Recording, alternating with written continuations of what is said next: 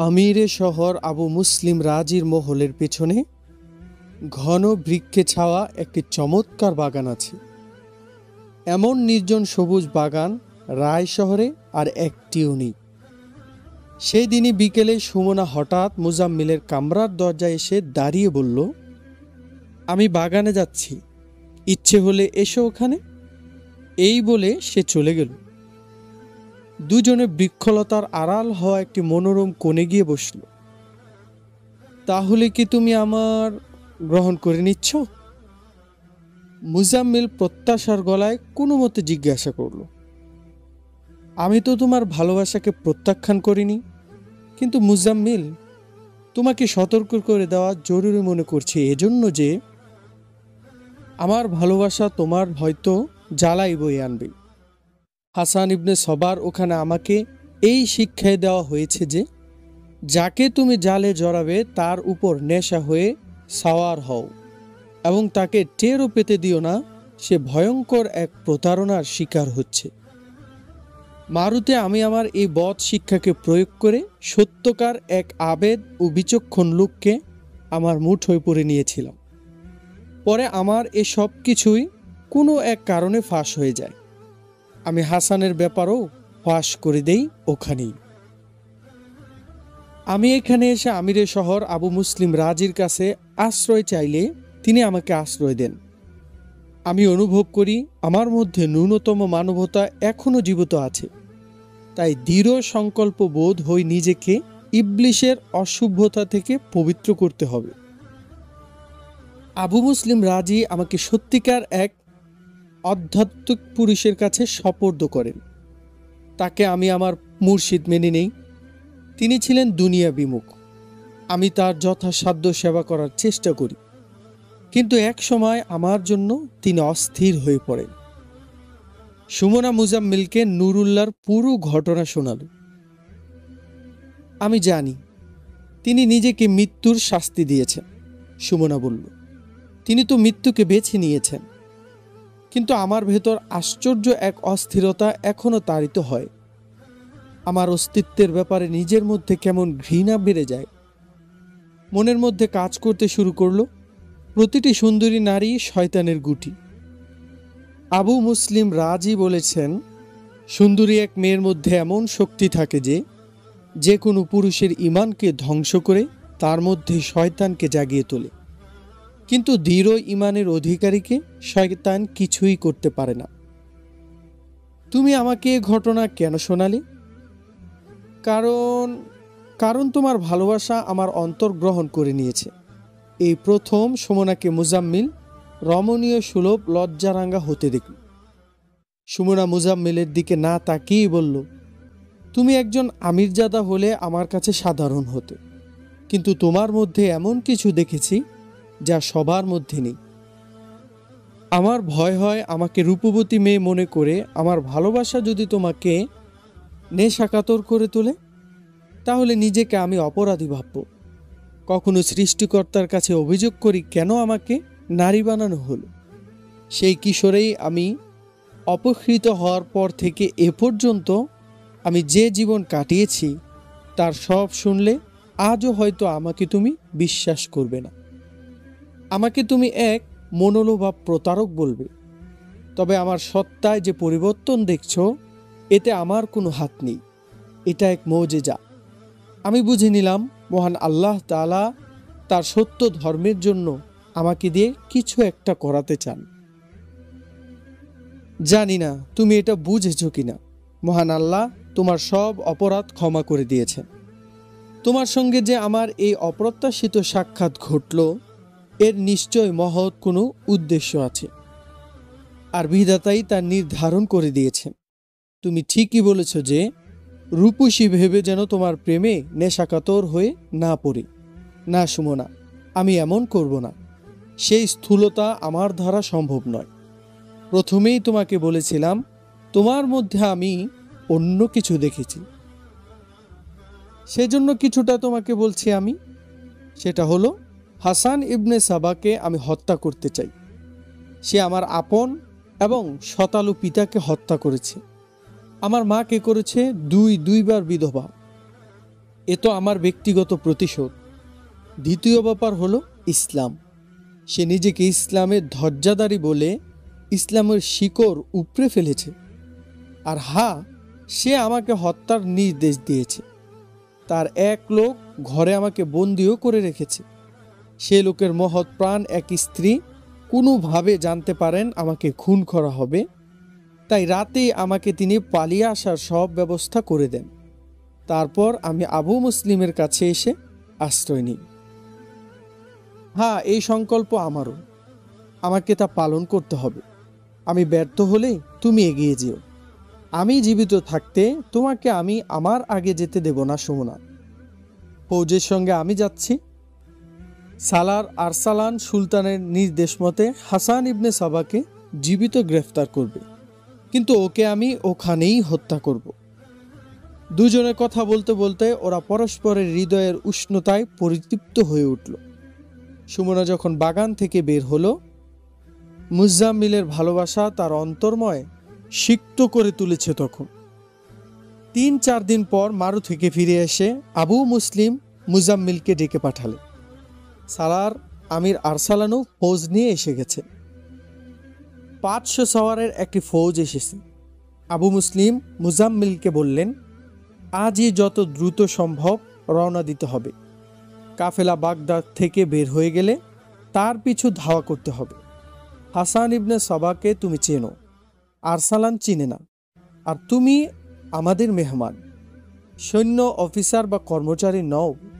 এজন্য তোমার উপর এই দায়িত্ব বর্তায় না যে সেখানে লড়াই শুরু হলে তোমাকেও লড়তে হবে।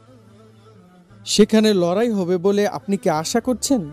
মুজাম্মিল বলল, হ্যাঁ, তুমি হয়তো জানো না, যাকে তুমি কাফেলা বলছো তাতে রীতিমতো হাসান ইবনে সবার লড়াইয়ের মতো লোকজনও আছে। যদি লড়াই পর্যন্ত ব্যাপার গড়ায়, তাহলে আমি দেখব না লড়াই করা আমার দায়িত্ব কিনা। সুলতান যদিও হাসানকে জীবিত ধরার হুকুম দিয়েছেন, কিন্তু ওকে আমি পেলে জীবিত রাখতে পারবো কিনা এই মুহূর্তে বলতে পারছি না। আমিও তো তাই চাই। ওই লোককে আমিও জীবিত দেখতে চাই না। যাই হোক, আমার পক্ষ থেকে তোমার প্রতি কোনো হুকুম বা বাধ্যবাধকতা নেই। বিকেল গড়ানোর পর আমির আরসালানের নেতৃত্বে 500 সাওয়ারের দলটি রওনা হলো। ওদেরকে কেউ বলার মতো ছিল না যে হাসান ইবনে সাবা কাফেলা ত্যাগ করে তার 2 সঙ্গীকে নিয়ে সেদিনই ইস্পাহানের দিকে রওনা হয়, যেদিন মাইমুনা ও মুজাম্মিল বাগদাদ ত্যাগ করে। চলার গতি দ্রুত রেখে সাওয়ার দলটি কয়েকদিন পরই বাগদাদ পৌঁছল, কিন্তু দেখা গেল কাফেলা আরও 3 দিন আগে বের হয়ে গেছে। আমির আরসালান ফৌজকে কিছুক্ষণ বিশ্রামের সুযোগ দিয়ে সেখান থেকে আবার কাফেলার পিছু কোচ করলে। কাফেলা যেহেতু 3 দিন আগে রওনা হয়েছে, তাই কাফেলাকে ধরতে এই সাওয়ার দস্তার জন্য 2 দিন তো অবশ্যই লাগবে। আমির আরসালান দস্তাকে শুধু একটি ইউনিটে বিশ্রাম করিয়ে সব সময় দ্রুত রাখলেন চলার গতি। পরদিন সূর্য মাথার উপর উঠে এসেছে। ছোট্ট সেনাদলটি এক পাহাড়ের ডাল বেয়ে নিচে নামছিল। ছোট্ট একটি মোড় ঘুরতেই পাহাড়ের নিচ দিয়ে চলন্ত কাফেলা তাদের নজরে পড়ল। কাফেলার লোক সংখ্যা প্রায় 1000 খানেক হবে। আমির আরসালান তার দলকে থামালেন। একটু ভেবে নাও আফিন্দি। আমির আরসালান মুজাম্মিল আফিন্দিকে বললেন, আমরা যদি কাফেলার পেছন দিয়ে যাই, তাহলে কাফেলা আমাদেরকে ডাকাত মনে করে পালাবে। আমাকে বলা হয়েছে হাসান ইবনে সাবা ও তার সঙ্গীরা এত ধূর্ত যে পাহাড়ের মধ্যে ওরা গায়েব হয়ে যাবে। এ তো আমিও জানি, মুজাম্মিল বলল। হাসানের স্বভাব ধূর্ত শেয়ালের মতো। আমাকে বলা হয়েছে সে চোখের পলকে গায়েব হয়ে যায়, তাই কাফেলাকে ঘেরাওয়ের মধ্যে নিয়ে নিতে হবে। আমির আরসালান অভিজ্ঞ সালার তার ছোট্ট সেনাদলকে 2 ভাগে ভাগ করে দিয়ে এক অংশের কমান্ডারকে কাফেলা দেখিয়ে বললেন সে যেন দূর থেকে ঘুরে গিয়ে ওই সামনের উপত্যকার সামনের অংশে পৌঁছে যায় এবং কাফেলার পথ এমনভাবে আগলে দাঁড়ায় যে কেউ পালানোর বা লুকোনোর সুযোগ না পায়। দ্বিতীয় অংশে রইলেন আমির আরসালান নিজেই। আগের অংশ যখন কাফেলার পথ আগলে দাঁড়াতে যাবে তখনই তিনি তার অংশকে আগে বাড়াবেন। প্রথম অংশের সাওয়াররা যখন পাহাড়ের ভেতর দিয়ে দূরে চলে গেল, আমির আরসালান তার সাওয়ারদের নিয়ে পাহাড় থেকে নেমে পড়লেন। উঁচু পথে তিনি এ কারণে যেতে চাচ্ছিলেন না যে কাফেলার কেউ যদি তাদেরকে দেখে ফেলে তাহলে কাফেলার সবাইকে সতর্ক করে দেবে এবং হাসান ইবনে সাবা পালানোর সুযোগ পেয়ে যান। কাফেলা নিজস্ব গতিতে এগোচ্ছিল। ওইদিকে কাফেলার সামনের পাহাড়ি পথে ঢোকার আগেই কাফেলারই 4-5 জন লোক কাফেলার প্রতিরোধ করে ঘোষণার সুরে বলল, আমরা বিপজ্জনক একটি জায়গায় এসেছি। কয়েকটি কাফেলা এখানে লুট হয়েছে। ডাকাতরা মালপত্র তো নিয়েছেই, যুবতী মেয়েদেরও ধরে নিয়ে গেছে। যুবকরা সবাই সতর্ক হয়ে যাও, যার কাছে যে হাতিয়ারই আছে তা হাতে নিয়ে নাও। মহিলা ও শিশুদের কাফেলার বাইরের দিকে এক জায়গায় একত্রিত করে নিজেদের বেষ্টনীর মধ্যে নিয়ে যেন অগ্রসর হয়। কারো উপর যেন ডাকাতের ভীতি ছড়িয়ে না পড়ে। দেখা যায় এই ভয়ের কারণেই সবাইকে এত দুর্বল করে দেয় যে ডাকাত দেখলেই তখন প্রাণ নিয়ে সবাই পালিয়ে যায় বা হাতিয়ার ফেলে দেয়। দেখতে দেখতে 400-500-র বেশি যুবক ও পৌরলোক কাফেলা থেকে আলাদা হয়ে কাফেলার চারপাশে ছড়িয়ে পড়ল। তাদের কারো ছিল তলোয়ার, কারো ছিল বর্শা, কারো আছে খঞ্জর। এরা সবাই সেনার মতো কাফেলাকে বেষ্টনীতে নিয়ে বড় সারি করে এগোতে লাগলো। 2 পাহাড়ের মাঝখানে পৌঁছেও শৃঙ্খলা না ভেঙে সারিবদ্ধতা বজায় রাখলো কাফেলা। আসরের সময় ছিল তখন। কাফেলার সামনে আচমকা একটি সাওয়ার দেখা দিল। হুঁশিয়ার হয়ে যাও, ডাকাতরা এসে গেছে, ভয় নেই, আমরা লড়ব। উত্তেজিত কণ্ঠে একজন ঘোষণা করল। আমরা ডাকাত নই, ভয় নেই, যেখানে আছো দাঁড়িয়ে যাও, সাওয়ারদের কমান্ডার বলল। বুজদিল ডাকুরা, এগিয়ে এসো, আমরা লড়াই করব, কাফেলা থেকে চ্যালেঞ্জ জানালো একজন। কমান্ডার তার সাওয়ারদের এগিয়ে না নিয়ে বুদ্ধিমানের মতো একটি কাজ করল। তার সাওয়ারদের 2 অংশে ভাগ করে 2 পাহাড়ের ঢাল বেয়ে উপরে চড়তে বলল এবং ঘোষণা করে দিল, কাফেলার কেউ যেন লড়াইয়ের বোকামি না করে। আমরা সুলতানের ফৌজের সিপাহী, তোমাদের নিরাপদে রাখা আমাদের জন্য জরুরি।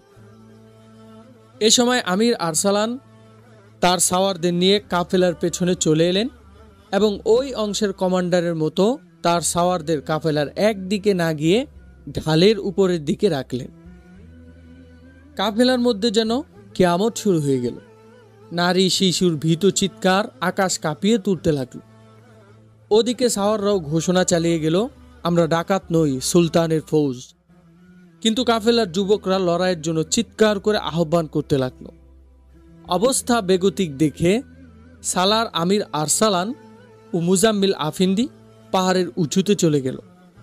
আমির আরসালান ঘোষণা করলেন, আমি সালার আমির আরসালান, হাসান ইবনে সাবা ও তার সঙ্গীরা আমাদের সামনে এসে দাঁড়াও। হাসান ইবনে সাবা, তুমি জীবিত থাকতে চাইলে সামনে এসে আত্মসমর্পণ করো। তোমাকে খুঁজতে হলে তোমার প্রাণের দায়িত্ব আমরা দিতে পারবো না। এই ঘোষণার জবাবে উত্তেজিত কয়েকজন জোয়ান চিৎকার করে বলল, আমরা তোমাদের ধোকায় পা দেব না, প্রাণ থাকতে লড়ে যাব। কাফেলার ভাইয়েরা, মুজাম্মিল উচ্চ আওয়াজে বলল, আমাকে দেখো, তোমরা নিশ্চয়ই চিনতে পারবে। তোমাদের সঙ্গে আমি বাগদাদ পর্যন্ত সফর করেছি। আমার বড় ভাই ও তার স্ত্রী ও তার 2 বাচ্চা এই কাফেলায় রয়েছে। আমাকেও কি তোমরা ডাকু ভাবছ? মুজাম্মিলের বড় ভাই কাফেলা থেকে বের হয়ে দৌড়ে পাহাড়ের ঢালে উঠে এলো। মুজাম্মিল ঘোড়া থেকে নেমে তার ভাইকে জড়িয়ে ধরল। মুজাম্মিল ভাইকে সব জানিয়ে বলল, এরা সুলতানের ফৌজ, হাসান ইবনে সাবাকে গ্রেফতারের জন্য এসেছে। মুজাম্মিলের বড় ভাই সালারকে বলল, সালারে মোহতারাম, সে তো এই কাফেলার মধ্যে নেই। আমার ভাই যেদিন হাসান ইবনে সাবার কবজা থেকে এক মহিলাকে উদ্ধার করে বাগদাদ ত্যাগ করে, সেদিনই সে বাগদাদ থেকে বেরিয়ে যায়। সে কোন দিকে গেছে এটা কে বলতে পারবে? আমির আরসালান জিজ্ঞাসা করলেন। এই কাফেলার অনেকেই তার মুরিদ হয়ে গিয়েছিল। মুজাম্মিলের বড় ভাই বলল, গুজব ছড়িয়ে পড়ে যে সে আল্লাহর বিশেষ বান্দা এবং অদৃশ্য সম্পর্কেও তার জ্ঞান আছে। প্রচণ্ড ঝড়ের মধ্যে নাকি সে জাহাজ উদ্ধার করে। বাগদাদ থেকে বের হওয়ার সময় তার ভক্তরা তাকে ঘিরে ধরে জিজ্ঞাসা করে সে কোথায় যাচ্ছে। কিছু লোক তো তার সঙ্গে যাওয়ার জন্য তৈরি হয়ে যায়, কিন্তু সে সবাইকে বাধা দিয়ে বলে আসমান থেকে এক ইশারা পেয়ে সে ইস্পাহান যাচ্ছে। ইস্পাহান যাওয়ার পর আল্লাহর পক্ষ থেকে সে আরেকটি ইশারা নাকি পাবে, তারপর সে চলে যায়। তারপরও সতর্কতামূলক প্রায় মাইলখানেক দীর্ঘ সারিতে দাঁড়িয়ে থাকা কাফেলার সবাইকে শনাক্ত করা হলো। মুজাম্মিল ও তার বড় ভাই আমির আরসালানের সঙ্গেই ছিল। উটের হাওদা এবং পালকির পর্দা সরিয়েও দেখা হলো। কয়েকজনকে হাসান ইবনে সাবার কথা জিজ্ঞাসা করা হলো। তারা সবাই জানালো হাসান ইবনে সাবা তার দুই সঙ্গী, ভাড়ার উট ও ঘোড়া এবং এর মালিকদের নিয়ে ইস্পাহানের দিকে রওনা হয়ে গেছে। সালার আমির আরসালান ঘোষণা দিয়ে দিলেন কাফেলা নির্বিঘ্নে এখান থেকে যেতে পারে। কোনো লুটেরা দল এখন এই কাফেলার উপর হামলার সাহস করবে না, কারণ এই 500 সাওয়ার এই এলাকায় ইস্পাহান পর্যন্ত নিয়োজিত থাকবে। সাওয়ার দলের এখন দ্রুত ইস্পাহান পৌঁছা জরুরি, তাই তারা কাফেলাকে পিছু ফেলে অনেক দূর এগিয়ে গেল। অল্প সময়ের মধ্যেই তারা ঘন পাহাড়ি এলাকা থেকে টিলা টুক্কুরের এলাকায় চলে এলো।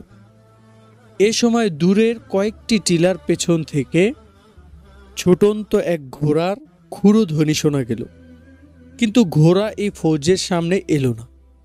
আস্তে আস্তে ঘোড়ার খুরো ধ্বনি দূরে মিলিয়ে গেল। সঙ্গে সঙ্গে কাফেলার দিক থেকে এক সাওয়ার এদিকেই দৌড়ে এলো।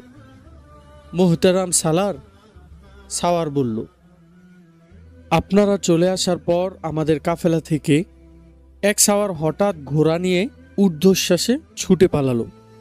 মনে হয় এ হাসান ইবনে সাবার লোক। সে ইস্পাহান বা অন্য কোথাও গিয়ে হাসান ইবনে সাবাকে সতর্ক করে দেবে তাকে গ্রেফতারের জন্য এক সালার আসছে।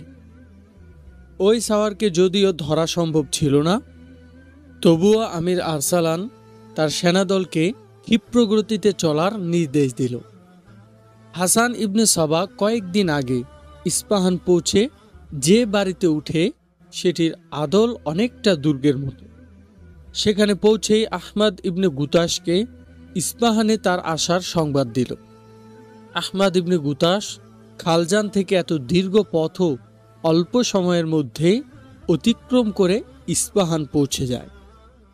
হাসান ইবনে সবা তাকে মিশরের ঘটনা, হলবের ঘটনা এবং বাগদাদের ঘটনা সহ সব কিছু শোনায়।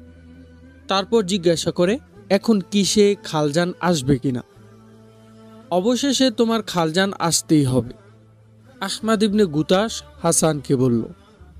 কিন্তু আমাদের গুপ্তচররা জানিয়েছে সুলতান মালিক শাহের নির্দেশে তোমাকে গ্রেফতারের চেষ্টা করা হচ্ছে, তাই এখন তুমি এখানেই থাকো। মান্যবর গুরু, আগে তো বলুন, লোকে আমাকে ভুলে যায়নি তো? তুমি ভুলে যাওয়ার কথা বলছো হাসান? লোকে তোমার পথ চেয়ে বসে আছে।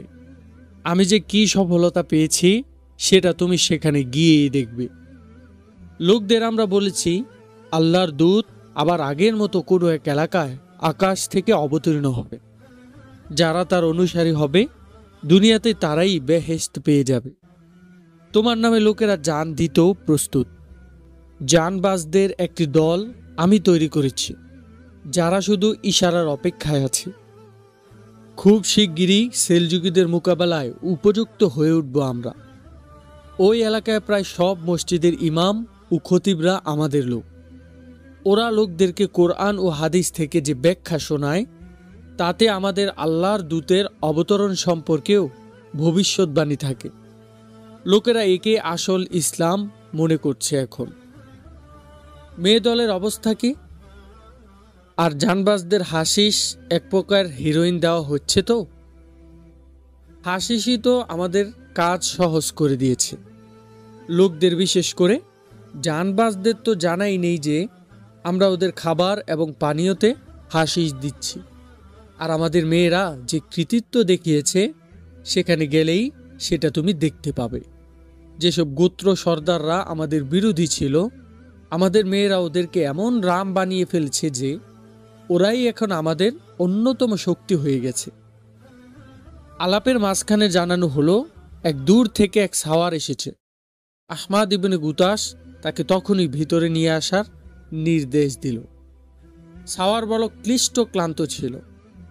কোনো ক্রমে সে হাসানকে বলল, সুলতানের 500 সাওয়ার আসছে আপনাকে গ্রেফতার করতে। আপনি সেখান থেকে আগেই চলে এসে ভালো করেছেন।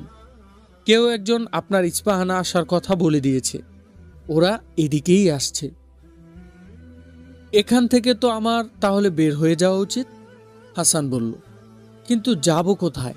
খালজান না সহদর?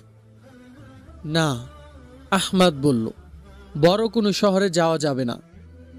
তিবরিজ নামে অক্ষত একটা কেল্লা আছে, সেখানে আমাদের বিশ্বস্ত লোকজন আছে, প্রয়োজনে তারা প্রাণও দিয়ে দেবে।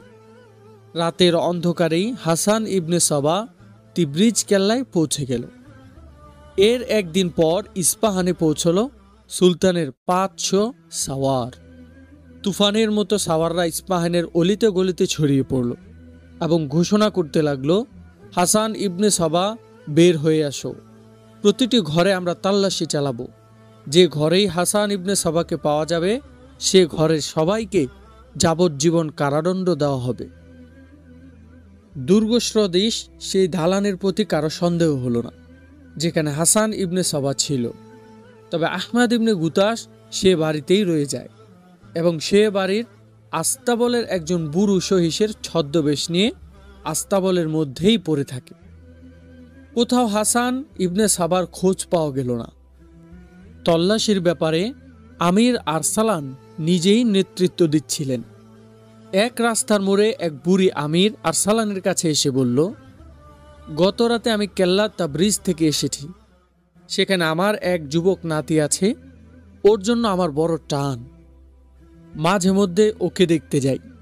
সেখানে সে কোনো কাজ করে না, তবে থাকে বড় শান শৌকতে। ওকে আমি দেখতে গিয়েছিলাম। রাতের প্রথম প্রহরে ফিরব বলে তার ঘর থেকে বেরোতে যাব, অমনি 6 ঘোড়সওয়ার ঘরের ভেতর ঢুকে পড়ল। আমার পথ আটকে ওরা জিজ্ঞাসা করল, আমি কে? আমি বললাম, নিজেরাই দেখে নাও, কবরে পা ঝুলিয়ে বসে আছি। এখানে নাতিকে দেখতে এসেছিলাম, ইস্পাহান ফিরে যাচ্ছে। ওদের মধ্যে একজন বলল, আরে ওকে যেতে দাও, বুড়ির তো নিজেরই হুঁশ নেই। এ সময় ভেতর থেকে 6-7 জন লোক দৌড়ে এলো। আমি দরজায় পৌঁছে গিয়েছিলাম। এক লোক বলে উঠল, খোশ আমদেদ হাসান ইবনে সাবা, আজ আমাদের ভাগ্য জেগে উঠেছে।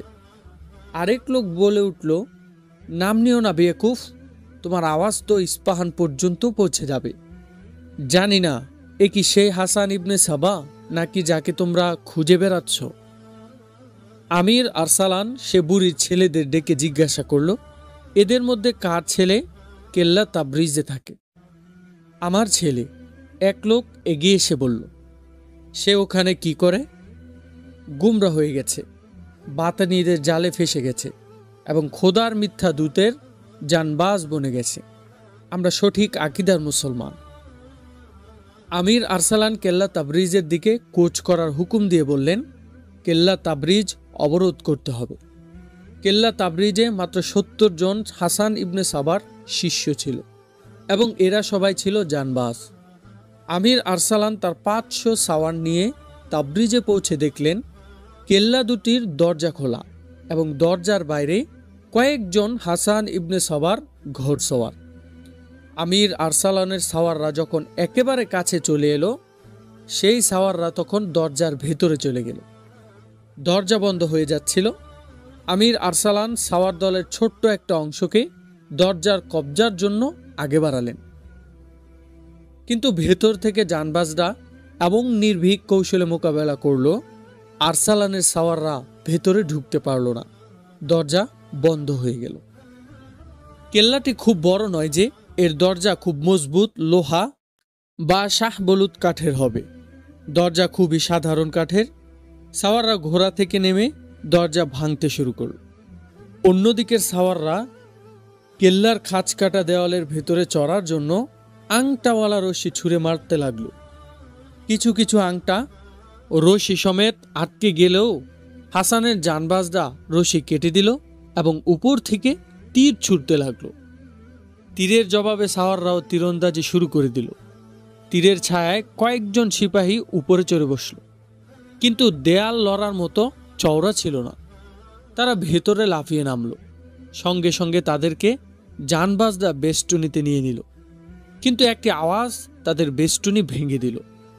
দরজা ভেঙে গেছে, সবাই দরজায় চলে এসো, দুশমন যাতে ভেতরে না ঢুকতে পারে। উভয় দরজা থেকে এই ভীত গলার আওয়াজ উঠল। হাসান ইবনে সাবার জানবাজরা দরজার দিকে ছুটতে লাগলো।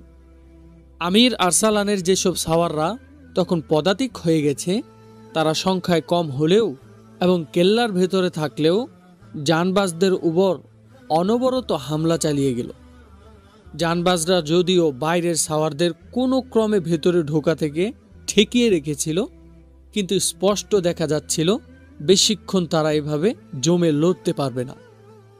হাসান ইবনে সাবা কেল্লার উপর থেকে দেখছিল তার এই ৭০ জন জানবাজ এত বড় সাওয়ার দস্তাকে রুখতে পারছে না, বরং ক্রমেই তাদের সংখ্যা কমে যাচ্ছে।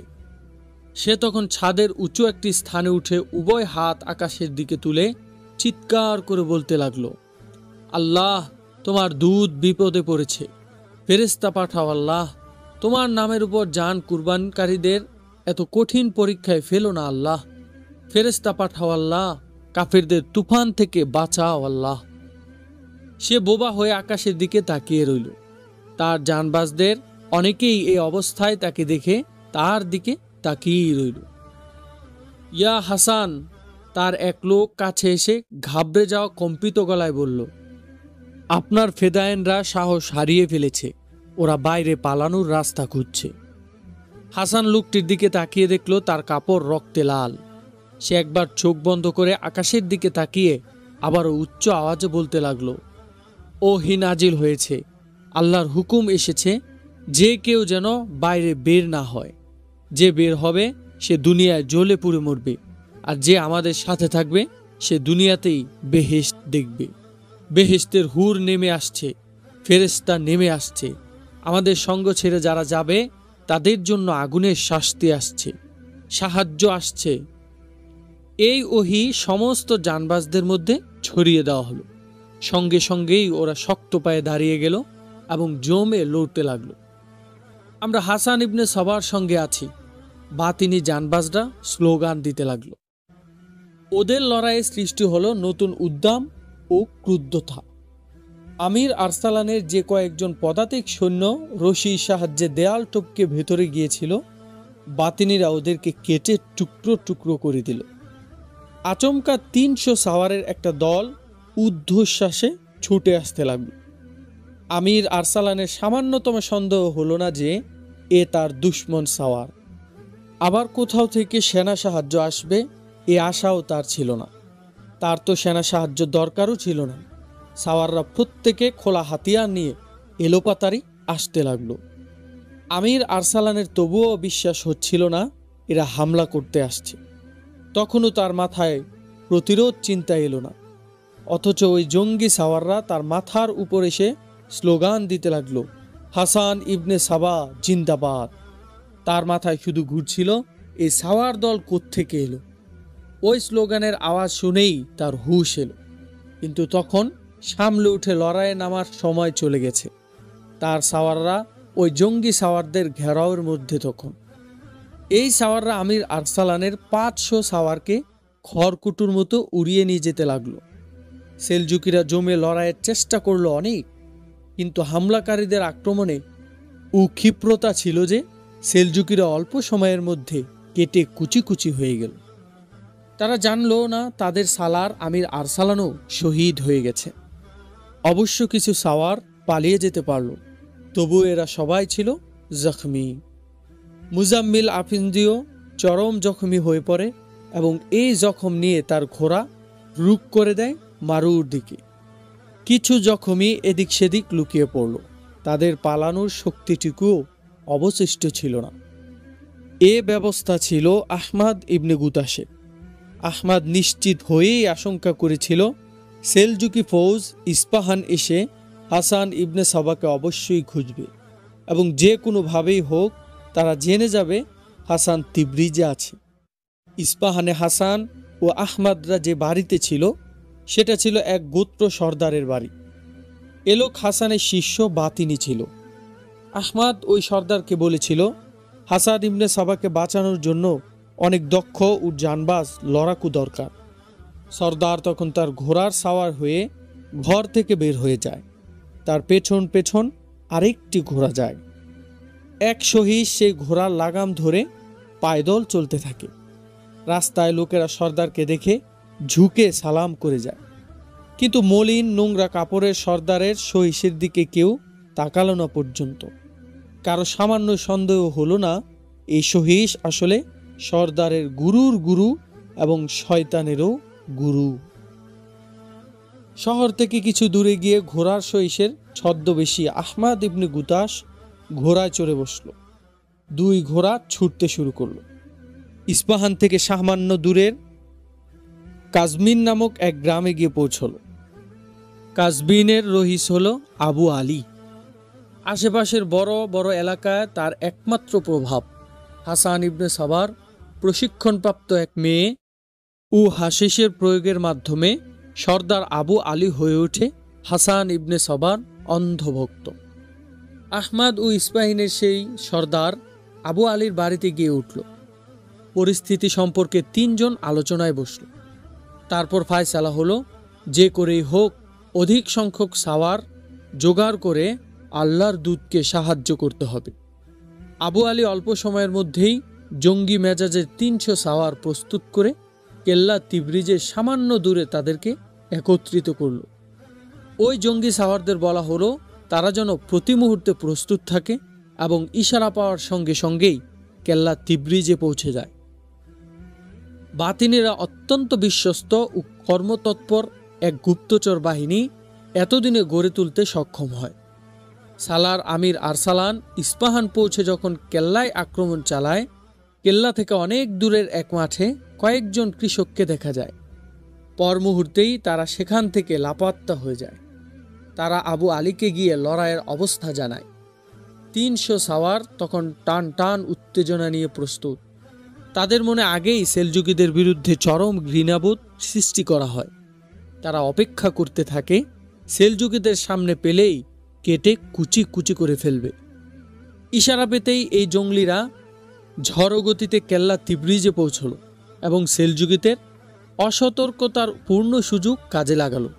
কিন্তু হাসানের জানবাজ ও কেল্লা তিব্রিজের লোকেরা কোনো দিনও জানতে পারল না আকাশ থেকে নেমে আসা 300 সাওয়ার ফেরেশতা এর ব্যবস্থা আগেই করে রাখা হয়েছিল।